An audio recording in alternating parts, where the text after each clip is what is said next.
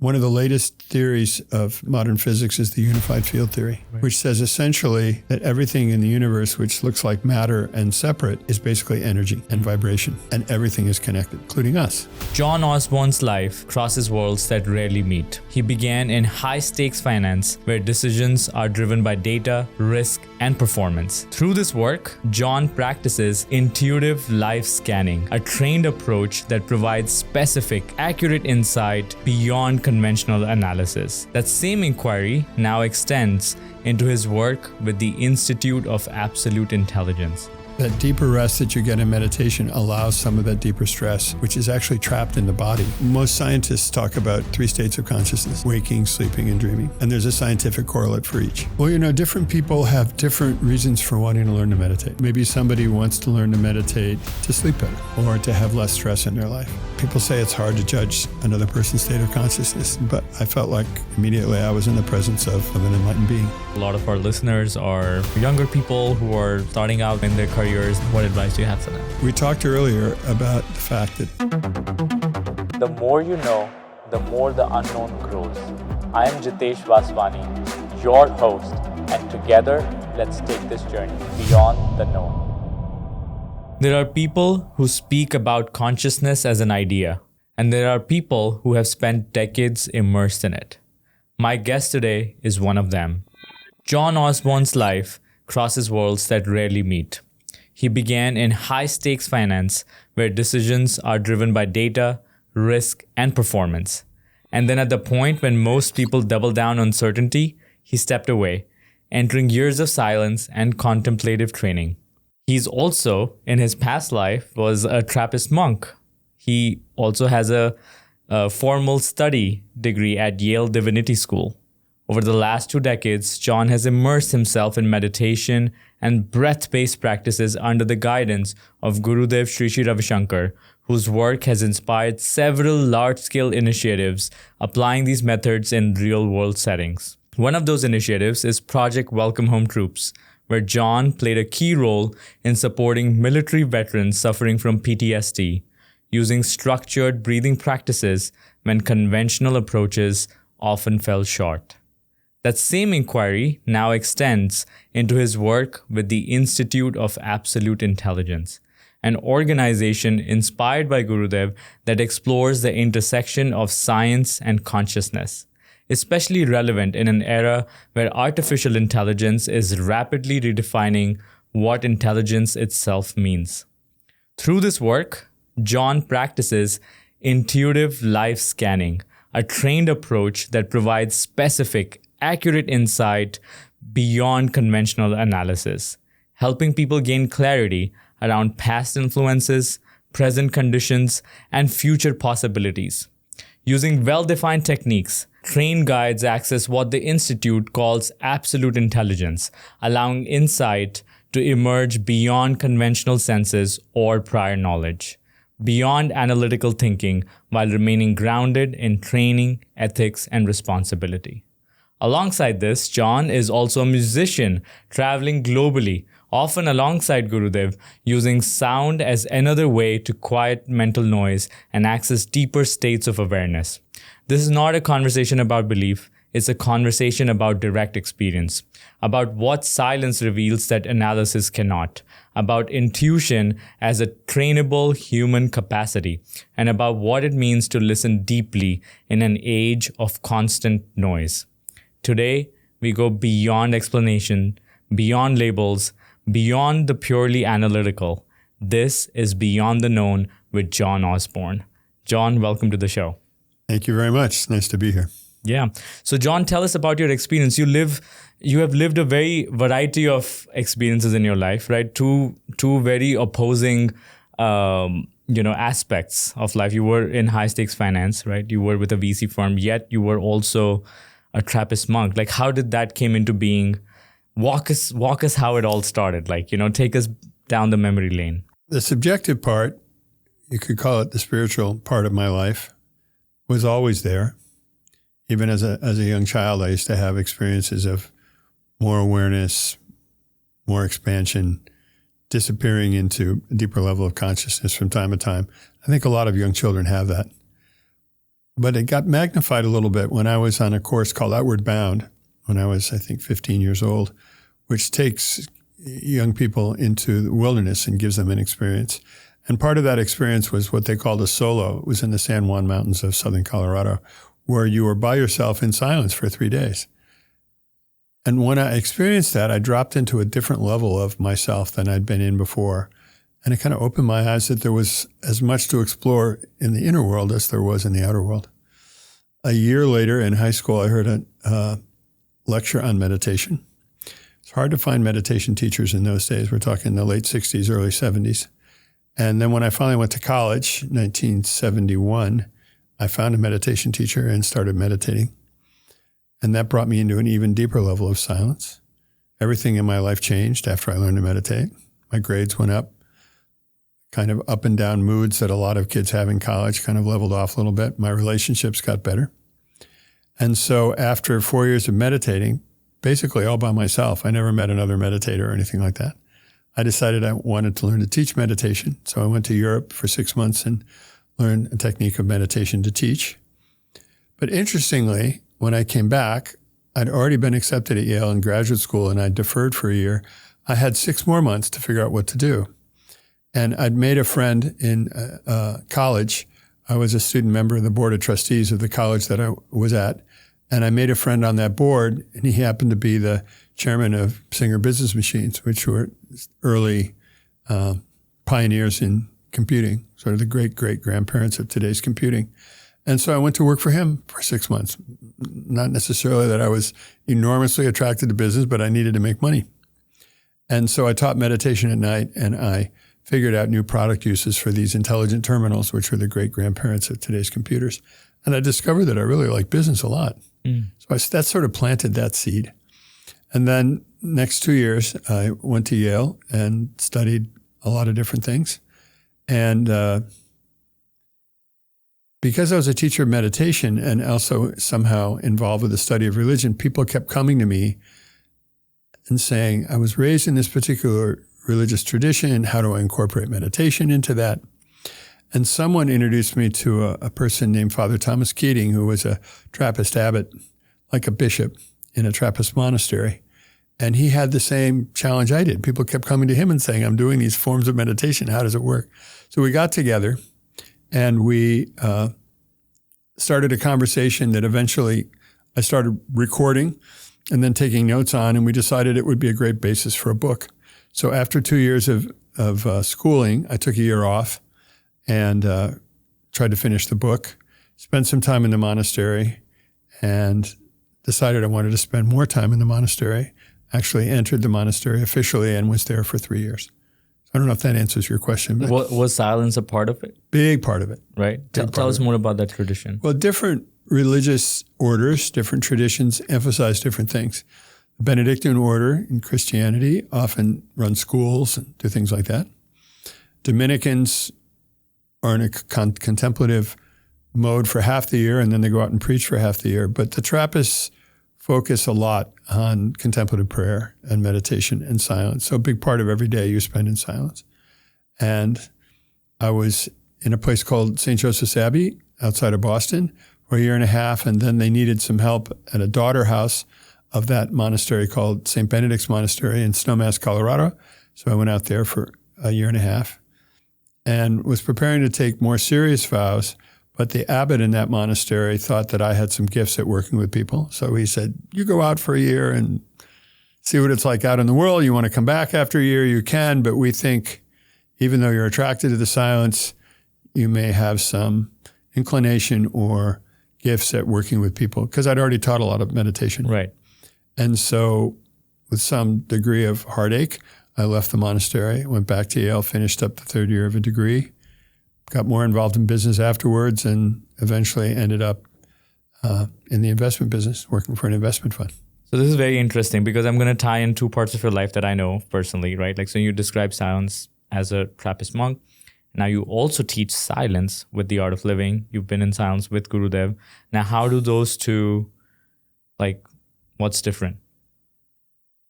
What people don't realize is that for 1,000 years, there was a great place for contemplative prayer, meditation, and silence in Christianity. And you can go back to 12, 13, 1400s and read handbooks of meditation where people were talking about higher states of consciousness, and they had techniques. The problem is all this falls under the realm of subjective experience. And right around that time, a person named Martin Luther had some subjective experience that there was a lot wrong with the Catholic Church, and he split off, beginning what was called the Reformation. It's caused a huge wave of change all over Europe and many other places in the world, and actually ended up causing some wars. So the Catholic Church reacted to this Reformation and this emphasis on subjectivity. And they closed down a lot of the monasteries and closed down a lot of the people who were important in this movement of contemplative prayer. Wow. A famous mystic named John of the Cross, he got thrown in jail. And other people almost were sent to their deaths, a person named Meister Eckhart. And so a lot of that knowledge was lost. So while it may seem that these two worlds are very different, they're both swimming in the same ocean. They're both interested in the same experience. Unfortunately, a lot of that knowledge in the Christian church was lost for a long time. And my friend and mentor, Father Thomas Keating, was one of the people that started to bring it back. So great interest in meditation, in contemplative prayer coming up in the church now. And I myself have been teaching these amazing techniques from Sri Sri Ravi Shankar in a Catholic church for the past 20 years. And people love it. They say it's a great foundation for their prayer. They don't see any conflict in it. And it also they say it strengthens them for a life of service, connects them to other people. So the two up here seem very different, and down there, they're just getting fed from the same stream. What a great reflection. I think that's what a true teacher can, bring about, in the sense it speaks to your experience, right? Why find differences when we can find similarities? There's a wonderful video of a conference that was done at Yale with Sri Sri Ravi Shankar and Thomas Keating. And if you close your eyes, you're not sure they're speaking exactly the same language. So it's wonderful that people are finding these ancient truths. They're coming up again. It's an amazing thing. And especially with the techniques that Sri Sri Ravi Shankar is teaching, they're very available to people. You're already breathing, right? And so for people who might think, oh, I can't meditate, or is this something that would be difficult? You just start with the breath that they're doing in the moment and take them from there. And so especially the vets, we're talking about vets, who didn't think they could sit still for 5 minutes, they're finding themselves in a deep meditative state very quickly. And in their case, a lot of them suffer from post-traumatic stress.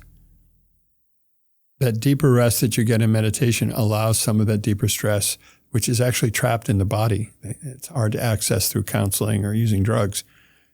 They find that stress starts to dissolve, and they connect to themselves at a deeper place than they ever have before.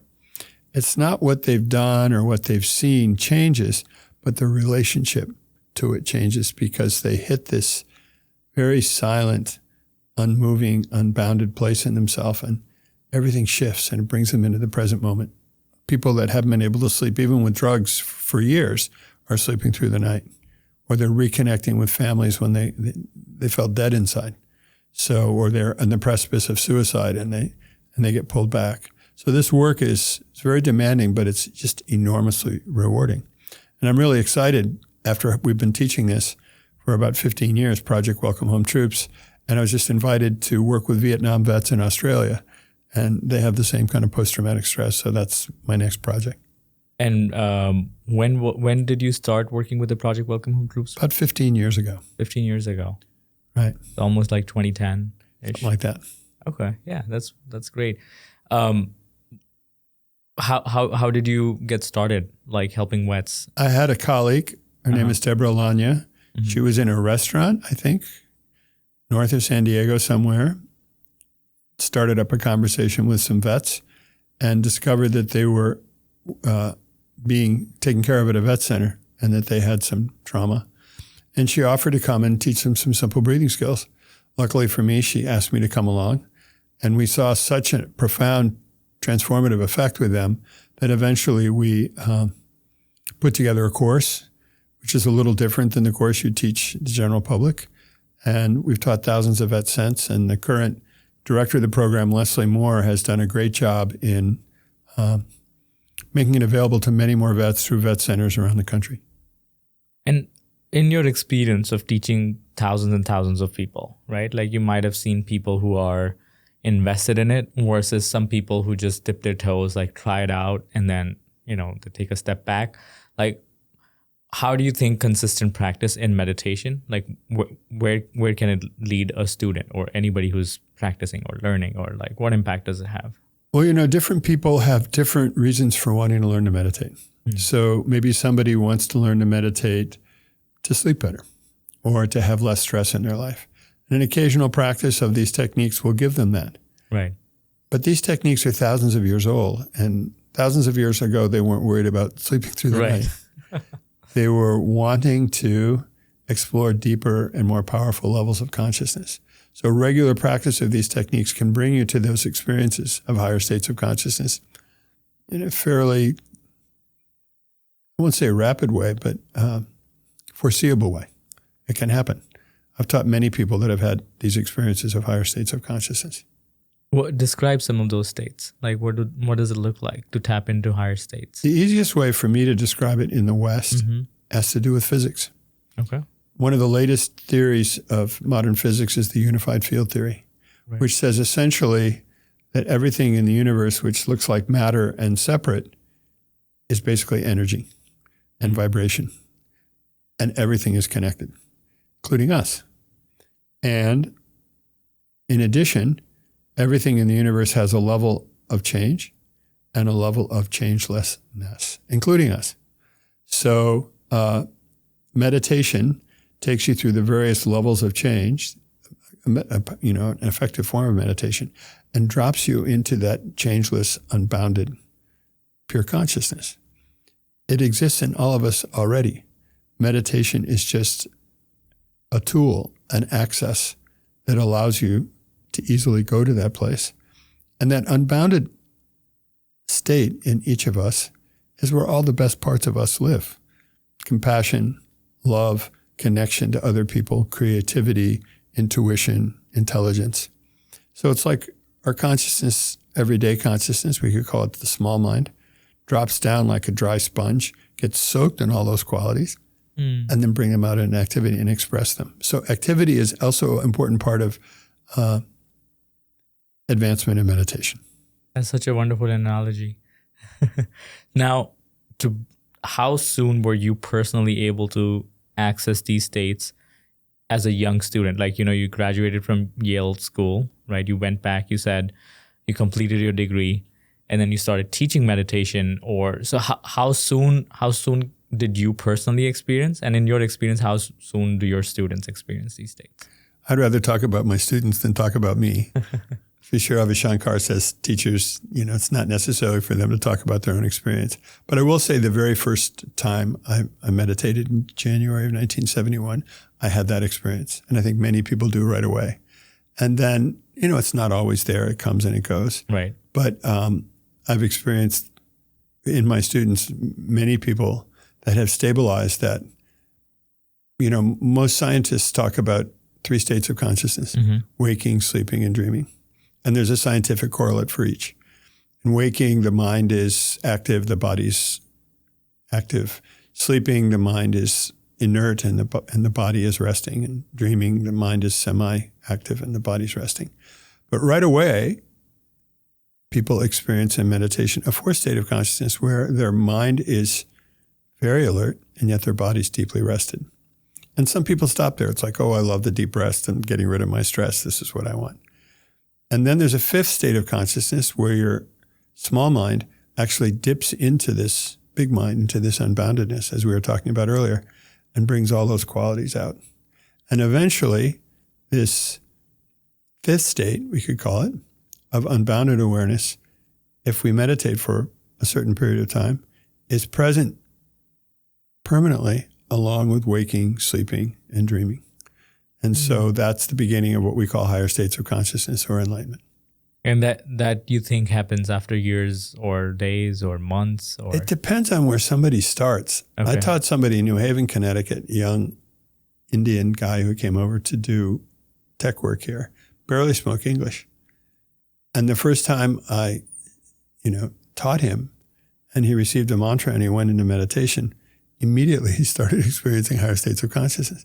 Other people, it may take a little longer. Depends on the condition of the nervous system. Sometimes the nervous system needs to be cultured a little bit to be able to sustain. If we have a lot of stress and strain in the nervous system, that has to disappear so that that higher state of consciousness can emerge in a stable way. And you're referring to Gurudev, several times, right? For example, now, when did you meet him? I want to go back. I want to go back down the memory lane again and see, like, okay, so you started teaching meditation. How did you come into the touch of, how did you come in touch with Art of Living, Gurudev? What happened? I've been teaching meditation for a while and working with other people who meditated in an investment fund in the Midwest. And we had some clients. I decided, sometimes where I was living, it was 40 degrees below zero in the winter. I decided I wanted to move to a warmer climate. And the nature of the work, I was trading for that investment fund. I could do it anywhere. So I moved to Santa Barbara, California. And I had a house guest from India who it turns out was a boyhood friend of Sri Sri Ravi Shankar's. And he asked me to take him. Sri Sri Ravi Shankar was teaching a course at the University of California, Santa Barbara, and giving an intro talk. And he said, my boyhood friend is teaching at the university. Will you take me to see him? This was in July of 1988. So I said, sure. And the moment I met Sri Sri Ravi Shankar was a sort of a before and an after. Like my life changed within a few minutes after meeting him. I saw that my life was headed in a different direction. How so?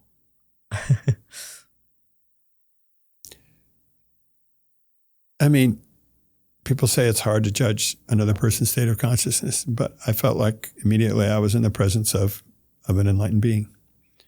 And he seemed very familiar to me. And I just had this feeling that in that moment, in the first 5 minutes that I met him, that all the plans I was making for my life, my small little life about making money and all this, were going to change.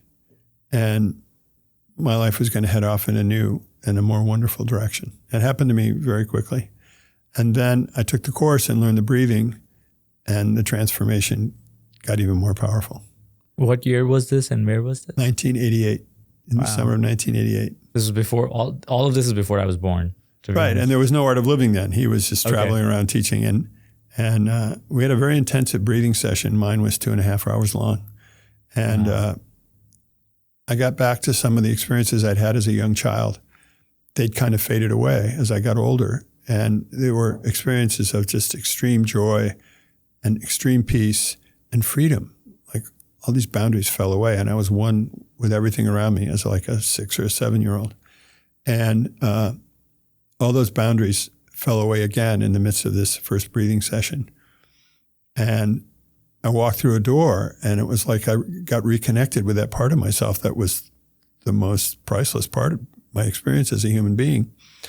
And I just had tears coming down my face. And I said, boy, if I could help at least one other person have an experience like this, my whole life would be worthwhile.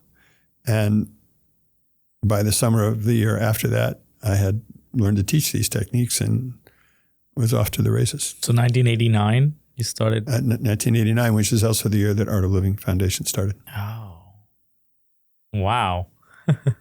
Yeah, a lot of change. A lot of change, yeah. But I continued to work. Yeah, and you still with that investment firm?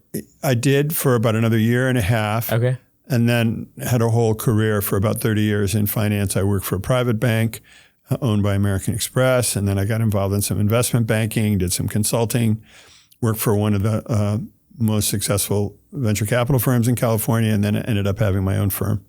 And that took me to about 10 years ago. And then I decided I'd just drop that and do this full time. Wow. So now how does this experience, this profound state of, mind that you experienced, state of consciousness that you experienced, how did that help you in your career? Because a lot of our listeners are younger people who are starting out, in their careers. They want to achieve things. They're ambitious. They are, So what advice do you have for them? How did that help you personally? And then what advice do you have for them? The attributes that meditation brings up in anyone are extremely practical. Any senior executive will tell you that their intuition about people and opportunities and strategy is very important. And meditation increases that intuition. It also increases your communication skills and connection with other people. I had a fairly small investment fund, and somebody picked me as an investor over a larger investment fund. I'm like, well, thank you very much, but why are you allowing me to invest in your firm? She said, because you're not like the other bankers that I meet. I can relate to you. So those soft skills end up being very important. And one of the jobs I had in the larger firm that I work with was I was the intake person. So I would look at 40 or 50 different business plans in a week to figure out which ones were either even worth us kind of taking a look at. And so the combination of being able to focus deeply on these, there's all this financial data that's coming across, and also having a big picture and a little bit of intuition in there helped me a lot in business.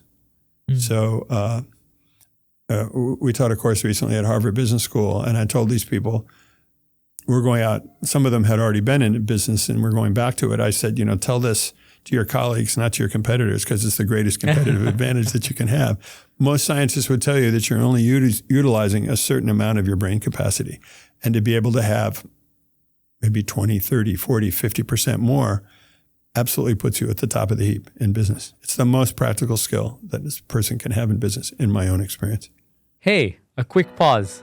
If you're listening to this and thinking, I need more peace in my day, more clarity in my mind, then I'll really encourage you to check out The Art of Living. The Art of Living offers a technique called sky breath meditation, used by CEOs, pro athletes, and high performers around the world to recharge their energy, clear that mental fog, and reset the nervous system in minutes. They offer programs both online and in person. It is science-backed and it works. Head to artofliving.org to learn more. You talked about intuition, right? I want to jump gears into something that you can do, which not very many people can, right, in this world. Like, you can probably count them on your fingers, however many people can. You do something called as the intuitive life scan. What is that?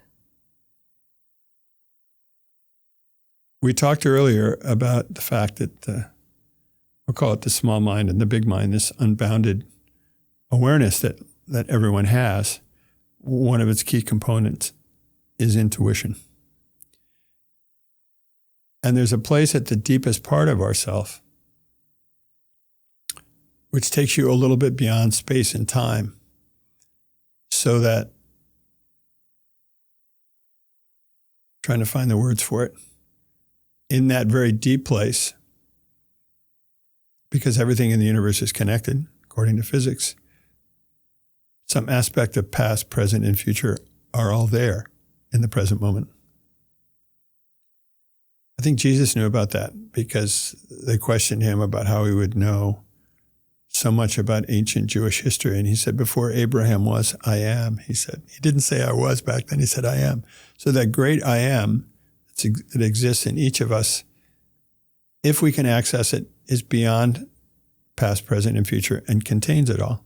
So there are certain tools and techniques that Sri Ravi Shankar teaches some people that allows you to drop into that deeper space where your intuition is much stronger and you have access to past, present, and future for yourself or for other people. I don't know if that answers your question or not. I mean, I'm definitely intrigued. I've experienced one of those scans, and I think for our listeners, I would love to do something live so that they can, they can probably experience how it feels. But before we get into that, I have a couple of questions. I'm a very curious person. When you are tapping into that deep space, right, mm-hmm. which can potentially, let's say, go beyond space and time, are you seeing things? Like what's happening? Are they just coming to you? Are they thoughts? Are they visuals? Are they what's happening? They could be any of those things. Different scanners have different techniques. The people that I work with often have pressing questions in their life about relationships, health, work. So I usually start out with those questions and after I practice these techniques, which Sri Ravi Shankar has taught me, the answers to those questions, they come. Sometimes they come as pictures. Sometimes they come as words. Sometimes they just come as a kind of a certainty. But they come in the middle of these sessions very clearly. Interesting. That's very interesting. And okay, so if somebody, let's say, before we jump into it, like let's say if somebody is experiencing anxiety or stress about any of those aspects of their life, that's why the Institute of Absolute Intelligence kind of exists, to kind of come and reach out to scanners like yourself and being able to experience this, right? Mm-hmm. I think not only experience it, but study it. Oh, wow. Because I'm very aware that different parts of my brain are being accessed at this time. So there must be a scientific correlate to this. And what happens when my consciousness changes, how does that open a door to this kind of information and knowledge? I'm sure there's very subtle scientific measurement for that, which is what I think the Institute is set up to try to examine. And can anybody tap into that level? Like, how do I reach those levels as well? Good question. You need to learn these tools. I had intuitive experiences before, but nothing close to this degree. The tools really allow you to dive deep into that place, into that. And people have had these experiences for years. One of my favorite ones, and I talk about it in an intro to meditation that I give, comes from the Christian tradition, from a woman named St. Teresa of Avila, who lived at the time of the Spanish Inquisition in the 1400s in Spain, and was known to be in a higher state of consciousness, and wrote a book about higher states of consciousness. And she was a nun in a convent. And one of the sisters finally got up the courage to say, "What's it like walking around in your body, Teresa?" And she said, there's a part of me that's doing what all the other nuns are doing. I'm in the kitchen with the pots and pans serving my sisters. She said, and there's another part of me at every moment, she said, that's walking in a river, and that river goes on forever.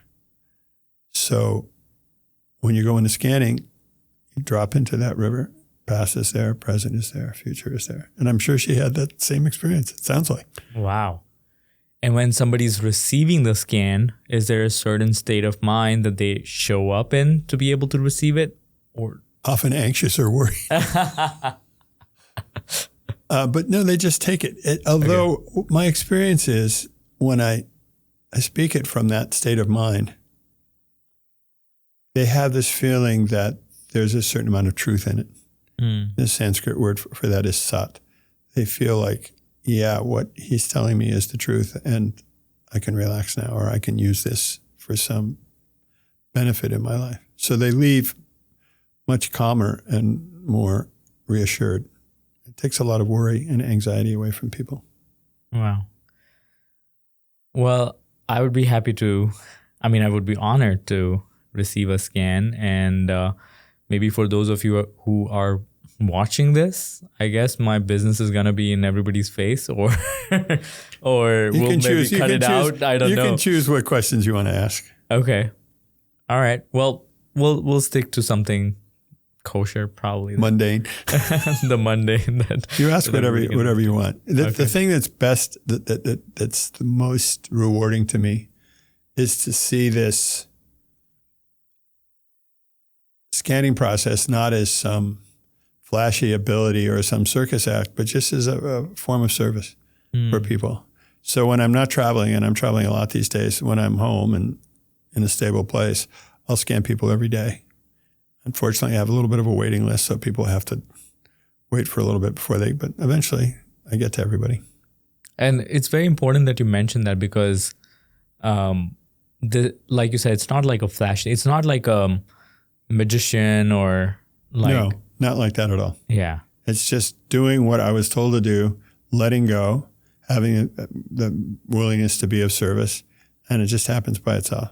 Also, it's important for me to say here or anywhere that I don't make any money from doing this. If they want to, they can donate to some of our service projects, to the vets or something like.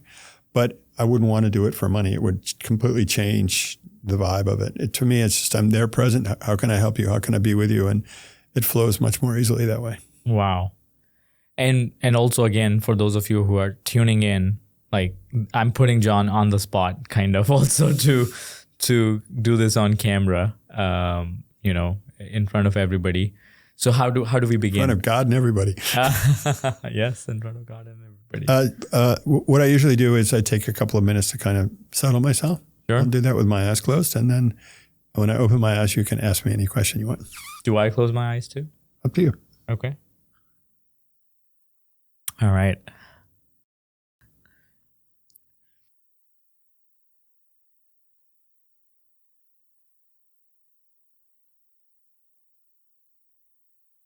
Okay. You have some questions? Let's see. I think I would like to start off with some. Actually, not many people know, like, this deep desire to serve and surrender, like you picked up on. I don't think I talk about it every day to people, and that's something that is very intimate to my heart, and you definitely picked up on it. That's interesting. There's a wonderful prayer by Thomas Merton where he says, God, I don't know if I'm doing your will, but I think the desire to do your will is itself pleasing to you. And you have that. It's like I just want to help people. I want to do the best I can in this life. And that alone, if you can keep the letting go going, it's a funny way to say it, you got nothing to worry about. You have very high standards for yourself. And sometimes you're a little hard on yourself. Lean back, trust that there's a force greater than you in the universe that's guiding you at every moment. And you got nothing to worry about. Just continue. It's your desire to serve and to surrender into that desire. It'll take you a very long way in this life. Just have to remember that you're not the doer here. It's interesting that the word obedience shows up a lot in the New Testament. Jesus was obedient, even to death on a cross. But if you look at the Greek root for the word obediare, it means to listen deeply. So after your meditation, you listen and you say, okay, show me what I'm supposed to do today. I just want to serve the world. And then you let go. And then that letting go takes you very far away. And you're already doing that. But as you get more responsibilities at Shankar and elsewhere, don't forget that part. Let go. Surrender to that in the universe, which is guiding you at every moment, and know that you're completely taken care of. And all you have to do is meditate, and then, in the Bhagavad Gita, some people know about the Bhagavad Gita, some people don't, but there was a person there his name was Arjuna, and he was very torn. He lived in a world like our own. There was a lot of conflict and a lot of chaos, and he was being asked to do some really difficult things. And so he asked his charioteer, a very wise person, his name was Krishna, how do I handle this? And the Sanskrit, I hope I'm quoting it right, is yogastha kuru karmani, means go to that deep place, come out of that deep place, let go, and you'll be shown what to do. And you're doing that in your life right now. So you got nothing to worry about. Wow. Well, thank you. You're welcome. Thank you so much for the scan. Well, I think we can dive back into normal questions. I don't know. Is there like a switch that you turn off your intuition thing? I think I'm done for now. If a younger John, an 8-year-old John, would come meet you right now, how old are you now? 73. 73. So 8-year-old John looking up to 73-year-old John, what would he say? Really good question. I think he'd say, I have some experiences sometimes, which I don't explain. Some things that I see and that I feel that other people don't see and feel. And when I try to tell people about them, I don't do a very good job. People don't understand. Can you help me understand who I am? Why am I having these experiences? And what's my life going to be like when I grow up? I think that 8-year-old would be very happy to have somebody understanding. Thank you so much, John, for your time today. This has been a wonderful episode, everybody. Stay tuned and keep watching. Subscribe to our YouTube channel. And this is Beyond the Known. Thank you for inviting me today. I enjoyed being with you a lot. Thanks very much. Thank you. Hey, a quick pause. I want to share a resource I've personally trusted for years. And when it comes to living well, not just in moments of meditation or reflection, but in everyday life, what we put into our bodies matters deeply. And that is why I love Shri Shri Tattva. It's a brand rooted in authentic Ayurveda, from daily wellness supplements to natural personal care, all crafted with ancient wisdom and modern purity. No shortcuts, no hypes, just products that support real well-being from the inside out. For me, it's all about alignment between what I practice and what I teach and how I live. And Shri Shri Tattva helps me bring some of that care into my daily routine. You can explore their offerings at shrishritattvausa.com. I highly recommend checking them out. The link is also in my description below. I want to share something I've been personally loving. Shankara's Ghee Sutra is one of those rare products where ancient wisdom meets modern skincare. It's crafted from ghee that's churned 10,000 times. Yes, 10,000. Blended with Ayurvedic botanicals like hibiscus, bamboo, and it penetrates deep, up to 7 layers, to nourish, hydrate, and bring your skin back to life. No harsh chemicals, no surface level fixes, just deep, authentic care from the inside out, like everything we talk about on this show. You can check it out at shankara.com, and trust me, your skin will thank you. The link is also in the description below.